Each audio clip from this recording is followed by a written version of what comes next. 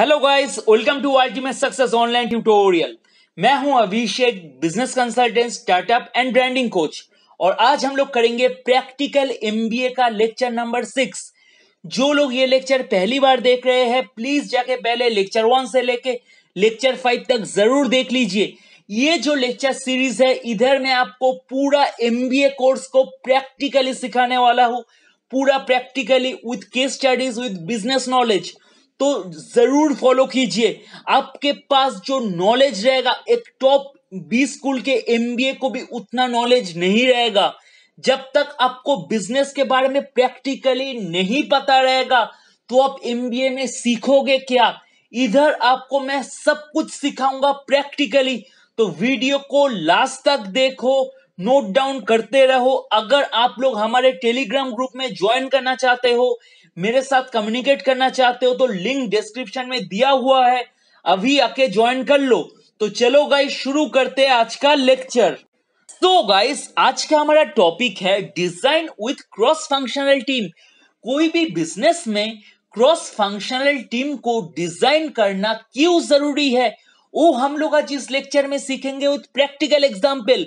तो सब नोटबुक खोल के बैठ जाओ, जितना हो सके प्रैक्टिकली इमेजिन करते रहो, प्रैक्टिकली एग्जाम्पल को सोचते रहो। मैं हमेशा बोलता हूं, जो प्रैक्टिकली इमेजिन करेगा, जो विजनरी बनेगा, वही बिजनेस में आगे जाएगा, एक अच्छा सक्सेसफुल मैनेजर बनेगा। तो जितना मैं बोलूंगा सोचते रहना है। तो चलो शुरू करते हैं। तो गाइस, वीडियो को सबसे पहले पॉज करो और प्रैक्टिकली सोच के मेरा कुछ क्वेश्चन का जवाब दो एंड कॉपी में नोट डाउन करो। प्रैक्टिकली सोचना, ठीक है? कौन सा ऐसा प्रोडक्ट है जो आपको खरीदने में अच्छा लगता है?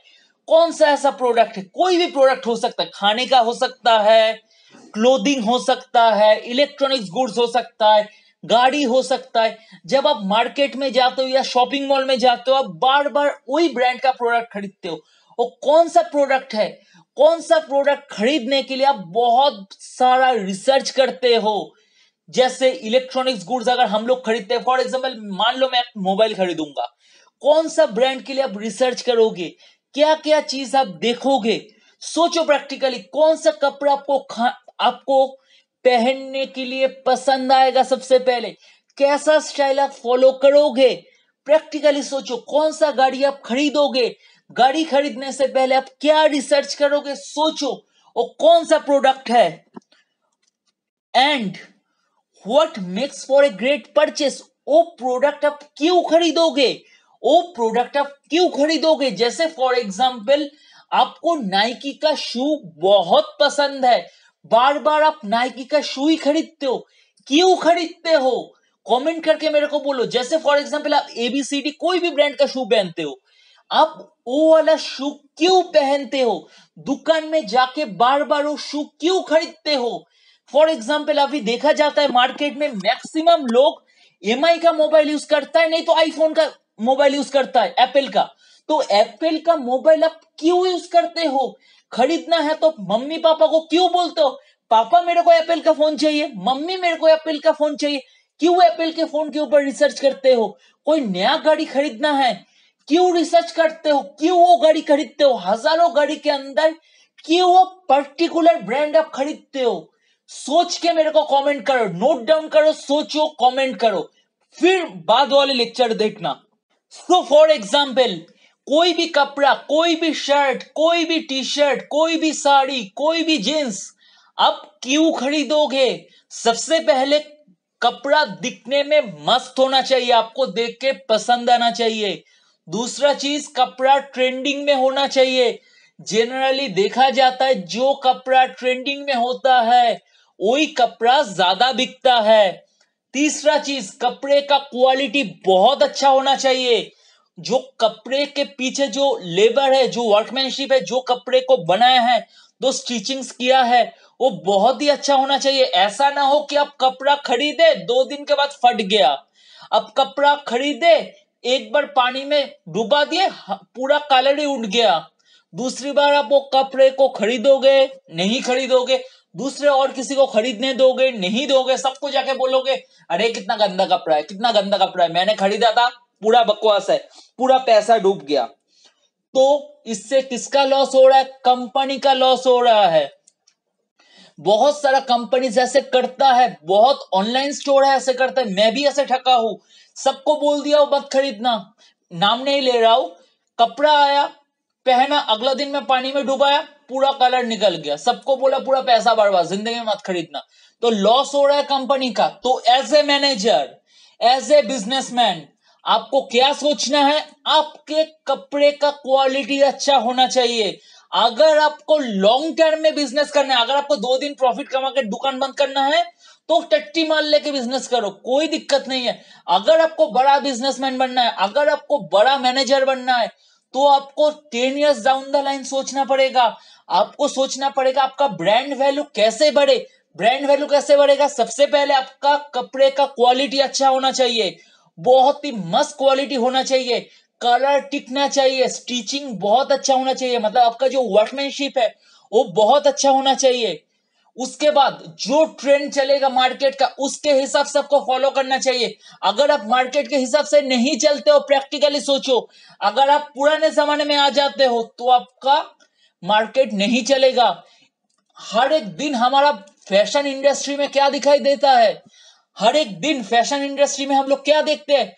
स्टाइल चेंज होता है, स्टाइल चेंज होते रहता है। आज अगर नैरो जीन्स है तो कल एकदम हाफ पैंट आ जाएगा, तो आपको उसके हिसाब से चलना पड़ेगा, ठीक है। अभी अगर आप सोचेंगे मैं पुराना जमाने का स्टाइल लेके चलूंगा, बात मेरा क्लोथिंग मस्त है, जिंदगी में आपका बिजनेस नहीं चलेगा। तो आपको सबसे पहले क्वालिटी मेंटेन करना है। दूसरा चीज, fashion, style, design and trending को मैनेज करते करते चलना है। Now one of the most important factor is budget. Practically सोचो, दुकान में गए हो, एक पर्टिकुलर बजट लेके गए हो, मेरे को इतने पैसे के अंदर टी शर्ट खरीदना है, शर्ट खरीदना है, मैक्सिमम आप 500 रुपए तक उसके ऊपर जा सकते हो। अगर आप टोटल सोच के गए हो मैं आज 1000 रुपए का शर्ट खरीदूंगा, प्रैक्टिकली सोचो 1000 रुपए का शर्ट खरीदूंगा, आपको एक बहुत अच्छा शर्ट पसंद आ गया, आप मैक्सिमम कितना मतलब अपने बजट को एक्सपेंड करोगे? 1000, 2000। बट अब देख रहे हो एक शर्ट का प्राइस ही है 5000, खरीद पाओगे? नहीं खरीद पाओगे ना।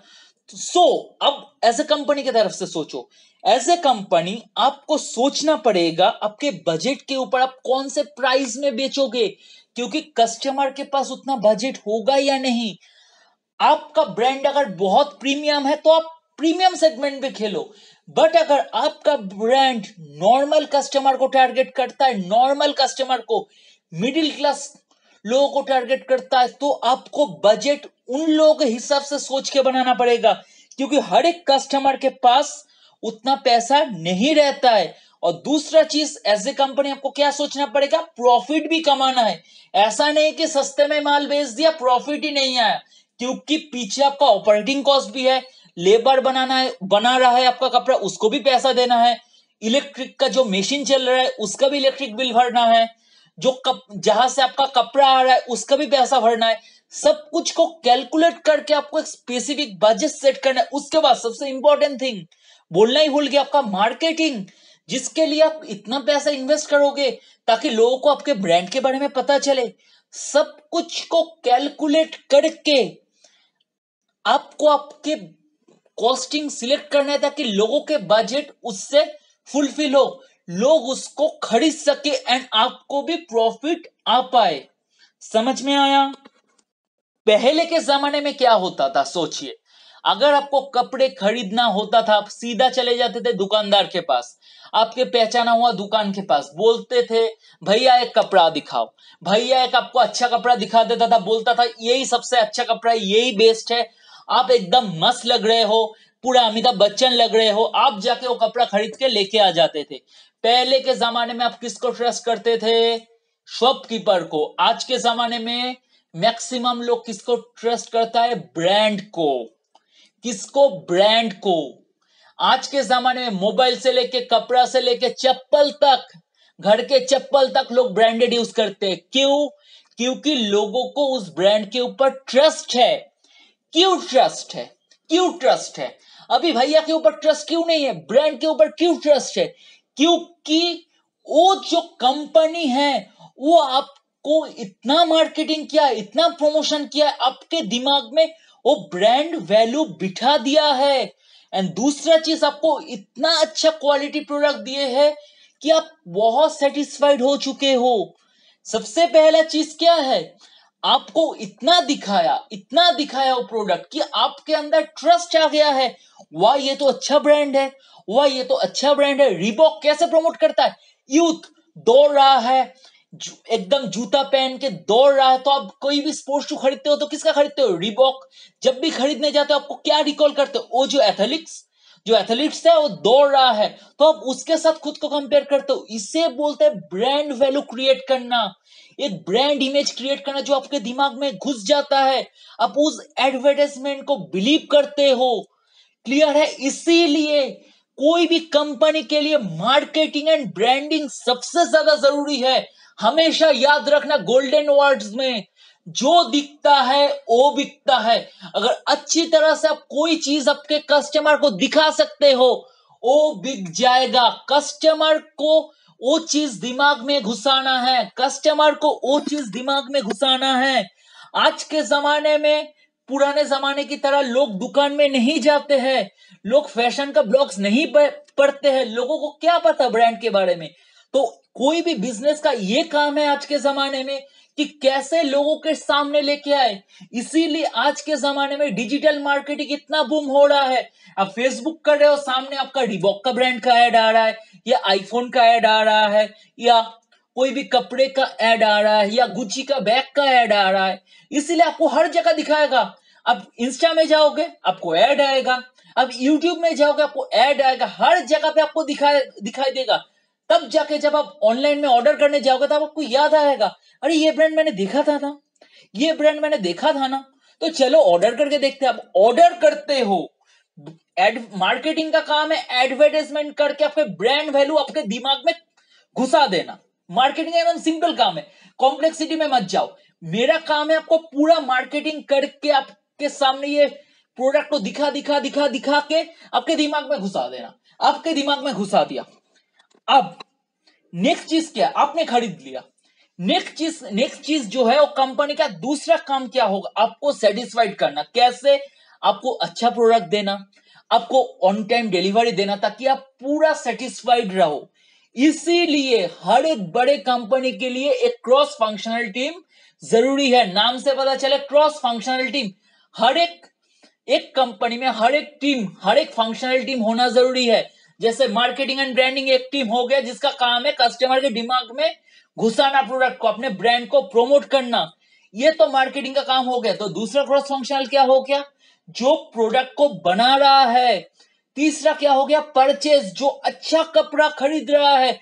अगर परचेज वाला क्रॉस फंक्शनल में से एक पैर टूटा हुआ है, गंदा कपड़ा खरीदा, मार्केटिंग कितना भी ब्रांडिंग कर ले, आप खरीद लिए, पसंद नहीं आया, 2 दिन में कपड़ा फट गया, जिंदगी में नहीं खरीदोगे। इसीलिए as a businessman, as a manager, आपका ध्यान होना चाहिए, आपका कंपनी में एक अच्छा क्रॉस फंक्शनल टीम होना चाहिए जो बहुत ही इफेक्टिव है हर एक पॉइंट में।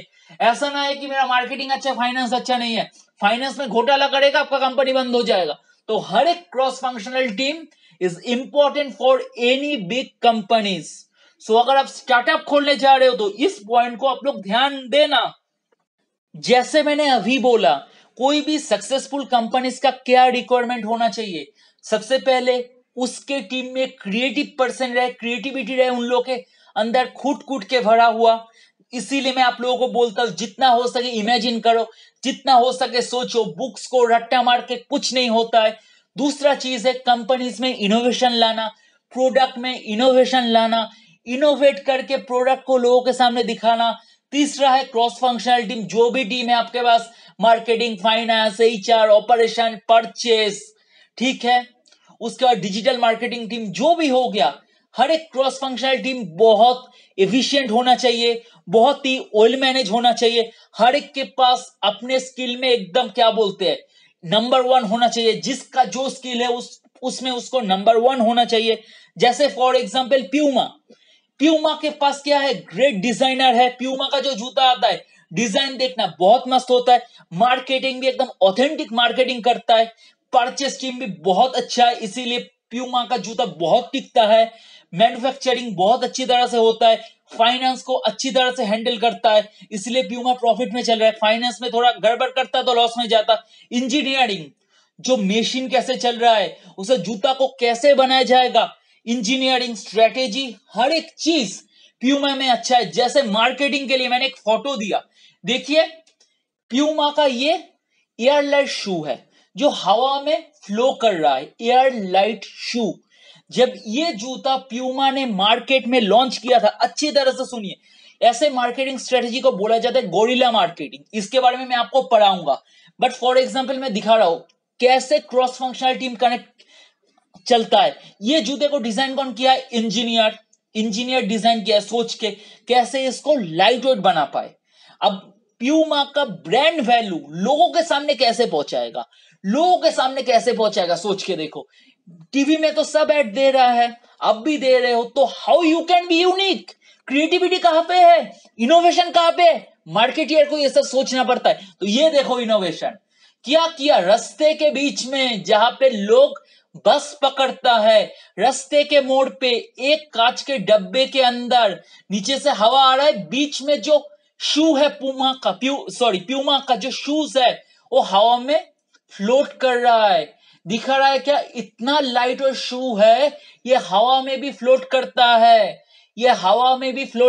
है, इतना लाइट और शू है। तो आप अगर ऐसे चीज देखोगे तो क्या करोगे? सबसे पहले आएगा वाओ क्या मस्त चीज है।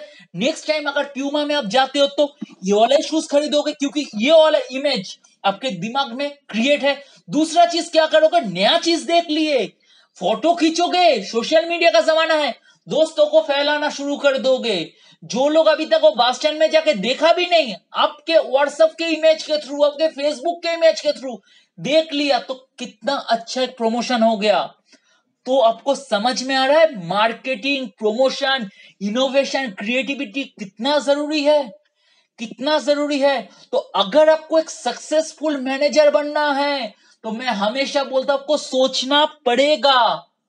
क्लियर ये वाला कॉन्सेप्ट प्यूमा का? आई थिंक कि अभी तक आपको समझ में आ गया कि हमें क्यों एक क्रॉस फंक्शनल टीम चाहिए। क्योंकि हर एक फंक्शनल एक्सपर्ट डिफरेंट स्किल्स लेके आएगा, डिफरेंट प्रॉब्लम सॉल्विंग कैपेबिलिटीज लेके आएगा, डिफरेंट क्रिएटिव आइडियाज लेके आएगा। कैसे हम लोग सक्सेस कर सकते हैं, इसके हिसाब से आप डिसाइड करके आपके कंपनी का सक्सेस बढ़ा सकते हैं। इसी कारण से कोई भी बड़ा कंपनी का नाम ले लीजिए, एप्पल हो गया, नाइकी हो गया, लेक्सस हो गया, इन लोगों का इतना लंबा सक्सेस रिकॉर्ड है क्योंकि सबके पास एक अच्छा क्रॉस फंक्शनल टीम है। जैसे एप्पल का देख लीजिए, एक तरह से एप्पल का यूनिक डिजाइन, दूसरी तरफ से एप्पल का है इनोवेटिव सॉफ्टवेयर जो मार्केट में कोई कंपनी नहीं दे पा रहा है। ये सब कैसे हो रहा है? हर एक क्रॉस फंक्शनल टीम की वजह से हो रहा है। जैसे प्यूमा एंड नाइक का ऑलमोस्ट सेम है, लेक्सस का ऑलमोस्ट सेम है, एंड ये सब कंपनीज अपने पीपल को बहुत वैल्यू करता है, जो समझता है importance of product quality, innovation, design, marketing and of course profit. So as a businessman मैं आपको पूछ रहा हूं, एज ए फ्यूचर मैनेजर मैं आपको पूछ रहा हूं, आपके कंपनी में एक क्रॉस फंक्शनल टीम होना जरूरी है कि नहीं है? बोलो, है तो क्यों है? मेरे को बोलो। हमेशा याद रखना, जो मैक्सिमम इंडियन बिजनेसमैन का गलती है, वो लोग सोचता है मैं सब जानता हूं, वो एम्प्लॉय मेरे को क्या बोलेगा, ये एम्प्लॉय क्या बोलेगा। ये बहुत गलत सोच है। आपको आपके हर एक एम्प्लॉय को वैल्यू देना है, वो कितना भी छोटा एम्प्लॉय क्यों ना हो, वो कितना भी फ्रेशर्स क्यों ना हो, उनसे आपको मीटिंग करना है, उनसे पूछना है तुम्हें क्या लगता है मैं क्या इंप्लीमेंट कर सकता हूं कि मेरे कंपनी में और अच्छा ग्रोथ हो और मेरा ब्रांड वैल्यू बढ़े।